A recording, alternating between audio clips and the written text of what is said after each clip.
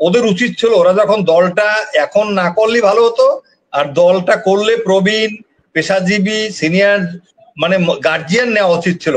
তারা নিজেরাই গার্জিয়ান হয়ে গেছে। তারা বলেছে তারা সমন্বয়ক, তারা কেউ নেতা না, এখন দেখি সবাই নেতা। This is very bad. আমি তারেক রহমানকে পজিটিভ দেখতে পাচ্ছি এবং ডক্টর ইউনূসকে পজিটিভ দেখতে পাচ্ছি।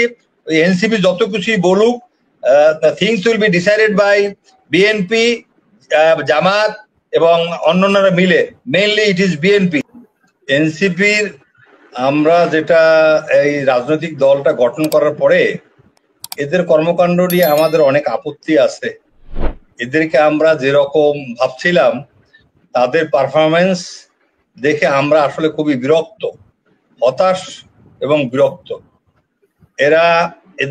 এদের আমরা যে একটা মানে বিশাল অর্জন আমরা ভাবছিলাম তাদের মাধ্যমে হয়েছে, এবং এটা ধরে রাখার জন্য তারা সবকিছু করবে, তাদের ডেডিকেশনটা অন্যরকম থাকবে। কিন্তু এরা দেখলাম এদের অর্থ নিয়ে কেলেঙ্কারি, এদের নারী নিয়ে কেলেঙ্কারি, এবং এদের আরো পোর্টে অনেক কিছু, চিটাং পোর্টেও তাদের কিছু আধিপত্যবাদের খবর পাই আমরা। তারপরে তারা একজনকে হুট করে একটা সিদ্ধান্ত দিবে যেটা একটা হঠকারিতামূলক। এখানে অ্যাকচুয়ালি বাচ্চা ছেলেরা যতই বলুক ওরা খুব বড় হয়ে গেছে, ম্যাচিওর, কিন্তু আসলে ওদের বয়স তো 30-এর উপরে না।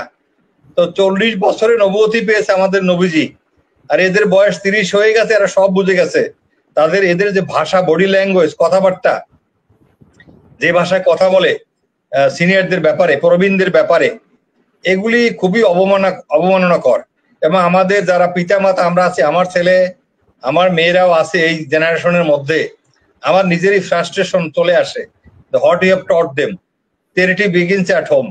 তো এই জন্য আমার কাছে আমি মনে হচ্ছে যে আশা নিয়ে আমরা বুক বেঁধেছিলাম সেটা আমরা এখন এদের মধ্যে আমরা অনেকটাই মনে হচ্ছে উবে গেছে, মিয়ে গেছে। এইটা আমাদের খুব পীড়া দেয়। তারপরে কিছু ছেলে আছে ভালো, কিন্তু তাদের ল্যাঙ্গুয়েজ, কথাবার্তার স্টাইলটা এটা খুবই অস্বস্তিকর। They don't know how to respect senior সিটিজেনদেরকে, কিভাবে তার বাপদাদার সাথে, বাপচাষার সাথে কিভাবে কথা বলে, সেইটা তো আমরা এখান থেকে বুঝতে পারি। এখন আমাদের যারা আছে, হ্যাঁ আমাদের কেউ আমরা পারফেক্ট না, কিন্তু আমাদের তো মানে আত্মসম্মান বোধ নিজেদেরও থাকা উচিত, এবং আমরা যদি রেসপেক্ট না দিতে জানি তাহলে আমরা রেসপেক্ট কিভাবে পাবো? তো এখন সবই ওদের ইচ্ছা মতো হতে হবে, আর সবই ওরা করছে, এটা সঠিক না। হ্যাঁ, ওরা অনেক কিছু করেছে, নেতৃত্ব। ওরা যদি একটা সিদ্ধান্ত নেয়, ওরা যদি সিদ্ধান্ত নেয় 3 আগস্ট ওরা ঘোষণাপত্র পাঠ করবে, ইস্তাহার পাঠ করবে, তো এটা কি মানে রাষ্ট্রীয়ভাবে গ্রহণযোগ্য হবে কিনা?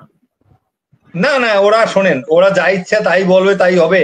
শোনেন আমি বলি আপা, আমরা তো এখন বুঝি কিছুটা, এগুলির আসলে মধ্যে অনেক ভূত আছে, এবং এগুলির কতগুলি চিন্তাধারা হলো অপরিপক্ক, এবং এরা নিজেদেরকে খুব ওভার এস্টিমেট করে ফেলছে। দ্যাট ইজ টোটালি মানে মানে ফ্রাস্ট্রেটিং। এজন্য আমি মনে করি ওদের উচিত ছিল ওরা যখন দলটা এখন না করলে ভালো হতো, আর দলটা করলে প্রবীণ পেশাজীবী সিনিয়র মানে গার্জিয়ান নেওয়া উচিত ছিল। তারা নিজেরাই গার্জিয়ান হয়ে গেছে। তারা বলেছে তারা সমন্বয়ক, তারা কেউ নেতা না, এখন দেখি সবাই নেতা। This is very bad. এবং আমি সত্যি কথা আবার বলি, আই ওয়াজ সাপোর্টিং দেম।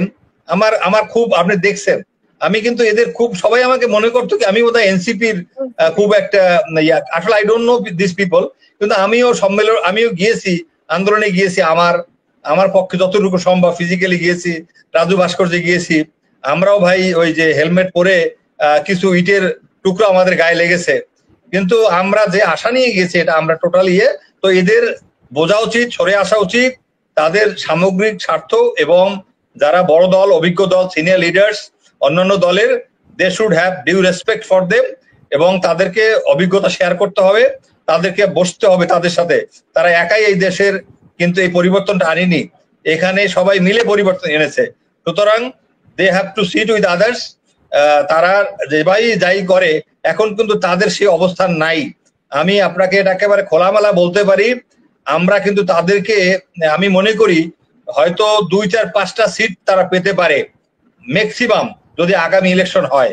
এখন তারা যদি মনে করে তাদের দল আরো ভালোভাবে সংগঠিত করবে, সময় নিবে এবং চ্যালেঞ্জ করবে সেই ক্যাপাবিলিটি তারা হারিয়ে ফেলেছে। এখন তাদের দ্বারা এটা হবে না। সুতরাং আমার মনে হয় যত তাড়াতাড়ি ইলেকশনটা হয়, আমরাও চাই যে ইলেকশনটা হয়ে যাক, কিন্তু সংস্কারগুলি হোক।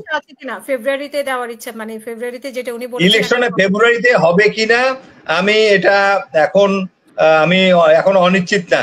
আমি ডক্টর ইউনূসের কথাকে আমি সম্মান করি, যেহেতু তারেক রহমানের সাথে তার একটা বৈঠক হয়েছে এবং তাদের মধ্যে নিজস্ব কিছু আন্ডারস্ট্যান্ডিং হয়েছে, যেটা তারা নিজেরা শেয়ার করেছে আমরা জানি না। বাট আমার মনে হয় তারেক রহমান সাহেবও অনেক ম্যাচিউরিটি অর্জন করেছে বাই দিস টাইম।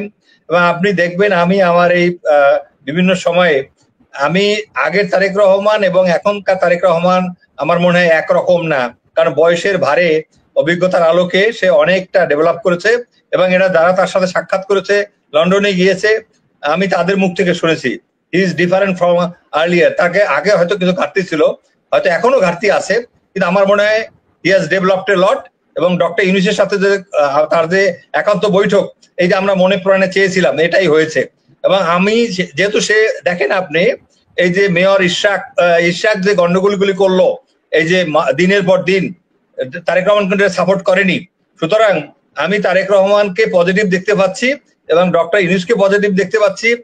এনসিপি যত কিছুই বলুক, things will be decided by BNP, Jamaat এবং অন্যান্যরা মিলে, মেইনলি ইট ইজ বিএনপি।